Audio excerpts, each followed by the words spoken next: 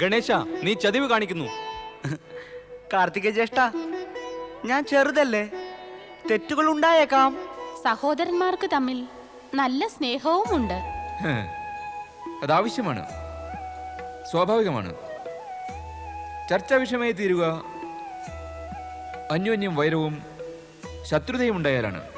പക്ഷേ സ്വാമിൻ, ഇത് ആശ്ചര്യമായിരിക്കുന്നില്ലേ? സഹോദരന്മാരിലും വൈരവും ശത്രുതയും. ആശ്ചര്യം തോന്നുക മമതയും സ്നേഹത്തിന്റെ സ്വാഭാവിക ഗതിയും ജീവിതത്തിന്റെ അംശമായി കരുതുന്നവർക്ക് മാത്രമാണ്. എന്നാൽ സ്വാർത്ഥം, ഭൗതികത, അധികാര ഭ്രമം എന്നിവയുടെ മിഥ്യാസുഖത്തെ സർവോപരി മാനിക്കുന്നവർക്ക് ആശ്ചര്യവും തോന്നുകയില്ല, ലജ്ജയും ഉണ്ടാകില്ല. ലോകവ്യാപകമായ സത്യം എന്തുമാകട്ടെ, നമ്മുടെ പുത്രന്മാർ തമ്മിൽ സ്നേഹമുണ്ട്. അത് ശരിയാണ്.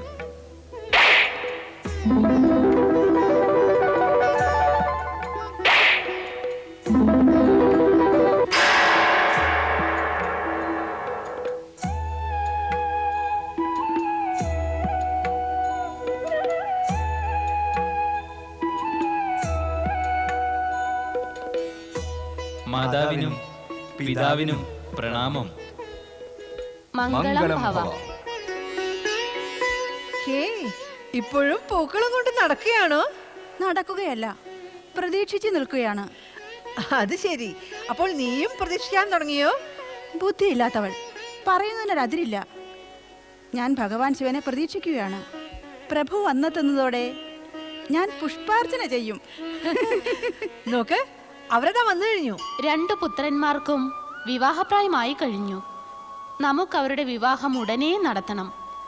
അവരോട് ചോദിച്ച് അവരുടെ ഇച്ഛയും മനസ്സിലാക്കണം. എന്തറിയാനാ അവരുടെ ഇച്ഛ? അതായത് അവർക്ക് വിവാഹത്തിന് സമ്മതമാണോ എന്ന്. രണ്ടുപേരും എന്തോ പ്രധാന കാര്യം ചർച്ച ചെയ്യുകയാണ്. അതിനാണ് ഈ വിളംബം. ദേവി പാർവതി, നാം അവരുടെ മാതാപിതാക്കളാണ്, അവർ സന്താനങ്ങളും. ആ യുഗം ഇനിയും പിറന്നിട്ടില്ല. വിവാഹത്തിന്റെ സന്താനങ്ങളുടെ ഇച്ഛയും സമ്മതവും നോക്കുന്ന യുഗം.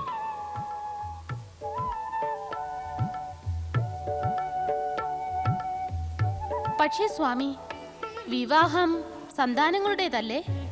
അപ്പോൾ അതിന്റെ നിർണയം സന്താനങ്ങൾ ചെയ്യുമെന്നോ? അങ്ങൊരു സത്യം മറക്കുന്നു ദേവി. നമ്മുടെ പുത്രന്മാർ വിവേകശീലരും ബുദ്ധിമാന്മാരുമാണ്. ബുദ്ധിമാന്മാരായ സന്താനങ്ങൾക്ക് ഇതും കൂടി അറിയാം, അവരുടെ മാതാപിതാക്കൾ ബുദ്ധിയും വിവേകമുള്ളവരാണെന്ന്. അവരെടുക്കുന്ന തീരുമാനങ്ങൾ മക്കൾക്ക് ഗുണപ്രദമായിരിക്കുമെന്നും. മാതാപിതാക്കളുടെ ഇച്ഛയ്ക്കും തീരുമാനത്തിന് വിരുദ്ധമായി അവിവേകവും യുവത്വത്തിന്റെ ഉന്മാദവും കൊണ്ട് വിവാഹം ചെയ്യുന്ന യുഗം പിറന്നിട്ടില്ല ദേവി. പൂജനീയ മാതാപിതാക്കളുടെ ശ്രീചരണങ്ങളിൽ പ്രണാമം. സദാ മംഗളം ഭവിക്കട്ടെ, മംഗളകാരികളാകട്ടെ. അദ്ഭുത ആശീർവാദം. സദാ മംഗളം ഭവിക്കട്ടെ, ഒപ്പം മംഗളകാരികളാകട്ടെ. അതെ ദേവി, അന്യർക്ക് മംഗളം ചെയ്യുന്നവർക്ക് സദാ മംഗളം ഭവിക്കും. അതിനാൽ സുഖം കാക്ഷിക്കുന്നവർ മംഗളകാര്യങ്ങൾ ചെയ്തുകൊണ്ടേയിരിക്കണം. അമ്മേ, പിതാവിൻ്റെ ഈ ഉപദേശം ഞങ്ങൾ സാക്ഷാത്കരിക്കും. പക്ഷെ അമ്മ പറഞ്ഞാലും അമ്മ ഞങ്ങൾ സഹോദരന്മാരെ ആശീർവദിക്കാത്തത് എന്താണ്? നിങ്ങൾ 2 പേർക്കും ഞാൻ അനേകം ആശീർവാദങ്ങൾ നൽകിയിരിക്കുന്നു. ഓഹോ, അപ്പോൾ മറ്റാർക്കെങ്കിലും ആശീർവാദം നൽകാമെന്നാണോ? അതെ. പറയൂ, ആർക്കാണ്? എന്റെ പുത്രവധുക്കൾക്ക്. അതിന് അവരെവിടെ? ഇല്ലെങ്കിൽ കണ്ടുപിടിക്കണം. വത്സരെ, മാതാവ് നിങ്ങളുടെ വിവാഹം നടത്താൻ ആഗ്രഹിക്കുന്നു. സത്യമാണ്.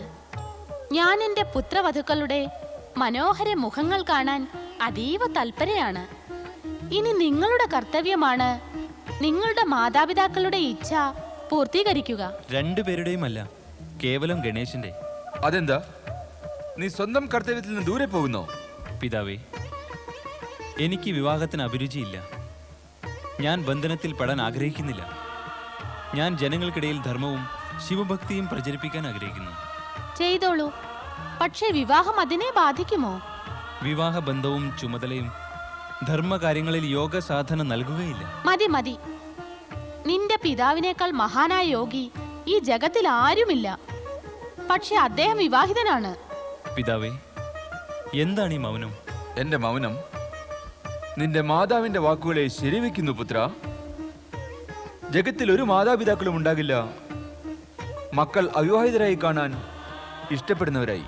പൂജനീയ മാതാപിതാക്കളെ, ജ്യേഷ്ഠൻ കാർത്തികേയൻ ഈ വിഷയത്തിൽ തീരുമാനമെടുക്കുമ്പോഴേക്കും ഞാൻ എൻ്റെ സേവനം വാഗ്ദാനം ചെയ്തുകൊണ്ട് അവിടുത്തെ ആജ്ഞ പാലിക്കാൻ ഞാൻ ഒരുക്കമാണ്. പക്ഷെ പ്രശ്നം അതല്ല. ഗജവദനനായ എനിക്ക് കന്യകയെ ആര് തരും? അപ്രിയ സത്യം നീ വിനോദ രൂപത്തിൽ പറഞ്ഞു പുത്ര. പക്ഷെ ഈ സത്യത്തിന് മറ്റൊരു വശം കൂടിയുണ്ട്. ബന്ധത്തിന് ആകാംക്ഷയുള്ള അജ്ഞാനി കേവലം ശരീരത്തിന്റെ ആകാരവും പ്രകാരവും രൂപവും മാത്രം നോക്കുന്നു. പക്ഷെ ജ്ഞാനിയും പരമസത്യത്തിന്റെ സമർത്ഥകനും ഭൗതിക ശരീരത്തിനുള്ളിൽ കുടികൊള്ളുന്ന ഗുണം, പ്രതിഭ, വിവേകം, ബുദ്ധി ഇവയുടെ മൂല്യം മനസ്സിലാക്കുന്നു. നീ ബുദ്ധിമാനാണ് ഗണേശ. നിനക്ക് പുത്രിയെ നൽകുവാനായി അനേകം പിതാക്കൾ തൽപരരാകും. നമുക്കുടനെ തന്നെ തീരുമാനമെടുക്കണം. ഞാൻ മാതാപിതാക്കളുടെ ഇച്ഛയും ആജ്ഞയും സർവോപരിയായി മാനിക്കുന്നു. എന്നാൽ നാം വേഗം തന്നെ ഗുണവതിയായ കന്യകയെ അന്വേഷിക്കേണ്ടതുണ്ട്.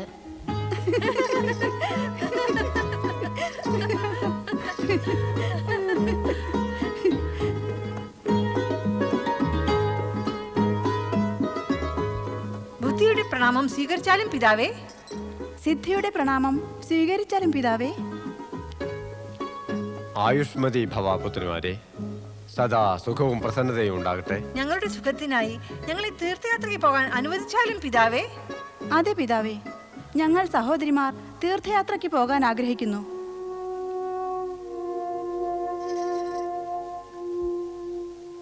പിതാവിന് അനുവാദം നൽകാൻ ഇഷ്ടമല്ല.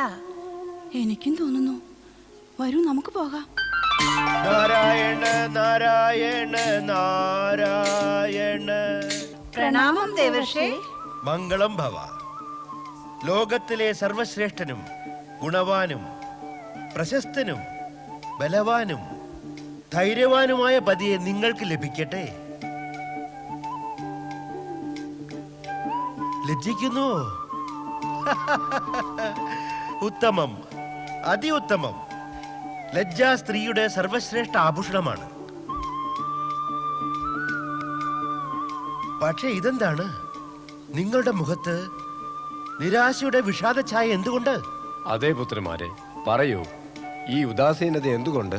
പിതാവേ, ഞങ്ങൾ തീർത്ഥയാത്ര പോകാൻ അങ്ങയോട് അനുവാദം ചോദിച്ചു. അങ്ങ് ഉത്തരം തന്നില്ല. ഞങ്ങൾ മനസ്സിലാക്കിയത് അങ്ങ് പോകാൻ അനുവദിക്കുന്നില്ല എന്നാണ്. അല്ല പുത്രിമാരെ, അല്ല. തീർത്ഥയാത്ര പോലുള്ള ശുഭകാര്യങ്ങളിൽ നിന്ന് നിങ്ങളെ ഞാൻ എന്തിനു തടയണം? തീർച്ചയായും പോകാം. തീർത്ഥസ്ഥാനങ്ങളിൽ പോയി ഇഷ്ടദേവന്മാരോട് നിങ്ങൾക്ക് യോഗ്യനായ വരന്മാരെ നൽകാൻ പ്രാർത്ഥിക്കണം. എനിക്കും എന്റെ ചുമതലയിൽ നിന്ന് മുക്തനാകാമല്ലോ.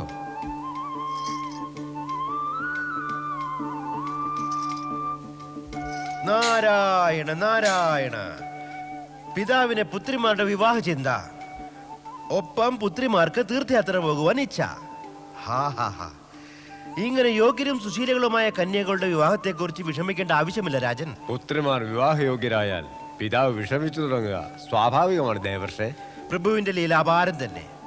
അങ്ങയുടെ പുത്രിമാർക്ക് വരന്മാരെ തേടുന്നു, വിഷമിക്കുന്നു. അവിടെ യോഗ്യവരന്റെ മാതാപിതാക്കൾ അങ്ങയെപ്പോലുള്ള പിതാവിനെ പ്രതീക്ഷിച്ചിരിക്കുന്നു. ആര്? പുത്രവധുവിനെ അന്വേഷിക്കുന്നവർ. വരന്റെ മാതാപിതാക്കൾ പ്രതീക്ഷിച്ചിരിക്കുന്നു രാജൻ. ദേവർഷേ, ആരാണവർ? ദയവായി പറഞ്ഞാലും. സർവലോകവും അവരെ അറിയുന്നു. ആർക്കാ അറിയാത്തത്? പക്ഷേ എനിക്കറിയില്ല. അറിയാം രാജൻ, അങ്ങയ്ക്കും അറിയാം. ദയവ് ചെയ്ത് സ്പഷ്ടമായി പറഞ്ഞാലും ആരാണവർ? രാജൻ, വിധിയുടെ വിധാനമനുസരിച്ച് അങ്ങയുടെ 2 പുത്രിമാരും ശിവപാർവതിമാരുടെ പുത്രവധുക്കളാകും.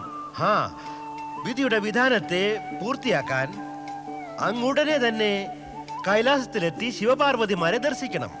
ദേവർഷേ, എനിക്ക് അങ്ങയുടെ നന്ദിയുണ്ട്. അങ്ങയുടെ ശുഭസന്ദേശം എന്നെ ചിന്താമുക്തനാക്കി. അങ്ങയുടെ ഉപദേശാനുസരണം ഞാൻ ശുഭമുഹൂർത്തത്തിൽ കൈലാസത്തിലെത്തി ശിവപാർവതിമാരെ ദർശിക്കാം. പിതാവേ, ദക്ഷിണദേശത്തിൽ അഗസ്ത്യമുനിയുടെ ആശ്രമത്തിൽ പോകാൻ അനുവദിച്ചാലും അവിടെ ഞാൻ ധർമ്മവും ശിവഭക്തിയും പ്രചരിപ്പിക്കാൻ ആഗ്രഹിക്കുന്നു. ജ്യേഷ്ഠ, ഞാനും അങ്ങയുടെ കൂടെ വരുന്നു. വേണ്ട ഗണേശ, ഞാൻ എൻ്റെ വാഹനം മയൂരത്തിലേറി വേഗം പോയി വേഗം തിരിച്ചു വരാം. അങ്ങ് കയറുന്ന മയൂരത്തിൽ ഞാനും ഇരിക്കാം. ശാഠ്യം പിടിക്കരുത് ഗണേശ. ഷാഢ്യമല്ല, സഞ്ചരിക്കുകയാണ്. ഇല്ലല്ലല്ല, സഞ്ചരിക്കാൻ ആഗ്രഹിക്കുന്നു. ഞാനൊരു കാര്യത്തിന് പോവുകയാണ്. നീയും സഞ്ചരിക്കാൻ ആഗ്രഹിച്ചാൽ മാതാവിന് ആരുണ്ട് തുണ? എന്താണ് പറയുന്നത് ജ്യേഷ്ഠ? നമ്മളില്ലാത്ത സമയം മാധവന് തുണ ആരായിരുന്നു? പിതാവ്. ഇപ്പോഴും അദ്ദേഹമുണ്ട്.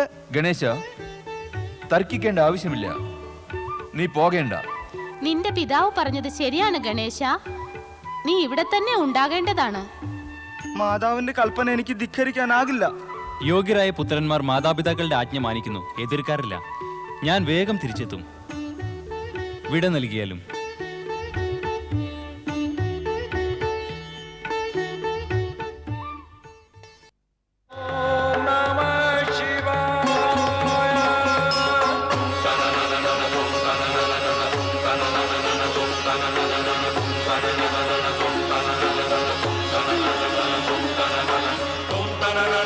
tum